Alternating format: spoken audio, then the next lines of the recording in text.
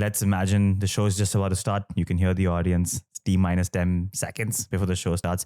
Did you have any exercises, routines that you used to use to just set you in the zone, hype you up just before you get on stage? Yeah. So because I was a swing, for context, a swing is when you understudy all the roles in the ensemble. And I specialized in the female roles, but sometimes I would even go on for the male tracks.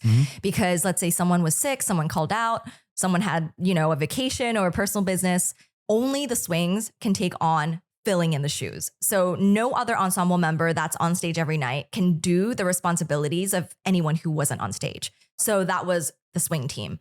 And there were 2, 3, 4, like 5 or 6 of us, I think. So we kind of all worked together in tandem. And I remember there were a lot of cast members that was out one performance, maybe like, I want to say 4 or 5 girls, and there were only 2 of us. So in one scene, we literally had to be like, okay, for this part of the song, I'm going to be actor A. Yeah. And then once this part, I'm going to change and do actor B and light the candle because that's what actor B does and that's important. And then so on and so forth.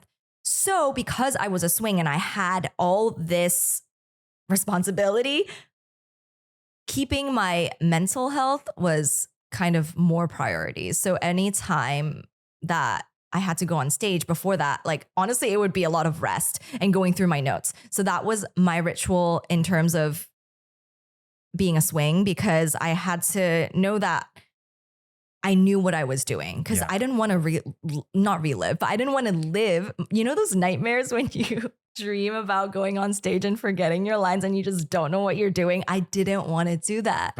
So, it was a lot of it was stretching, like very gentle body warm-ups, because sometimes I wouldn't go on at all for like 3 weeks. I would just be backstage. So it's kind of like being prepared that anything could happen, because a cast member, I remember she had an ovarian cyst that ruptured in the middle of the performance. And I literally was in my dressing room and then suddenly I was on stage the next 2 minutes. So it was kind of like preparing mentally, I guess, and physically for that jump and, being warm and then in my body. So I think being a swing was a little bit different in that sense. So, and also like vocal exercises. I have like a 10-minute vocal warm up on my phone that I like to do before a show. Yeah. Wow. Firstly, thank you for the introduction into what a swing is. One of the most challenging roles in theater. And like you mentioned, I guess it's not just difficult because you have to memorize so many lines, positions, and movements, but also you have to make that quick mental switch. At any given point, you might be playing multiple characters in the same show. Do you think starting off as a swing, many people who try to get into theater often start as swings or as understudies, but there are a few lucky ones who often get the big role on their debut. But do you think starting off as a swing gives you a unique set of skills that really benefit you once you get that leading role in the future compared to those people who just get a big role from the start? I don't think so personally, because I see being a swing as just having a different skill set.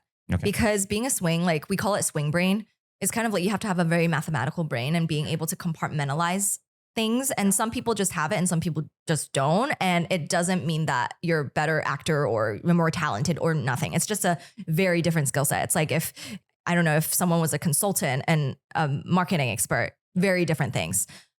But I will say that I learned so much from being a swing, because I never even knew that I had this skill set and capability to do that.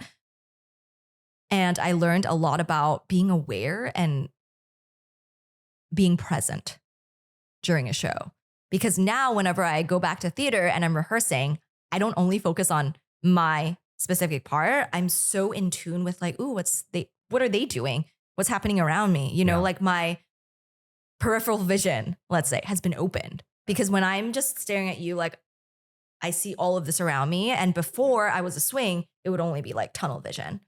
Yeah. So now I think because of that awareness, I'm able to just be a more present performer in general.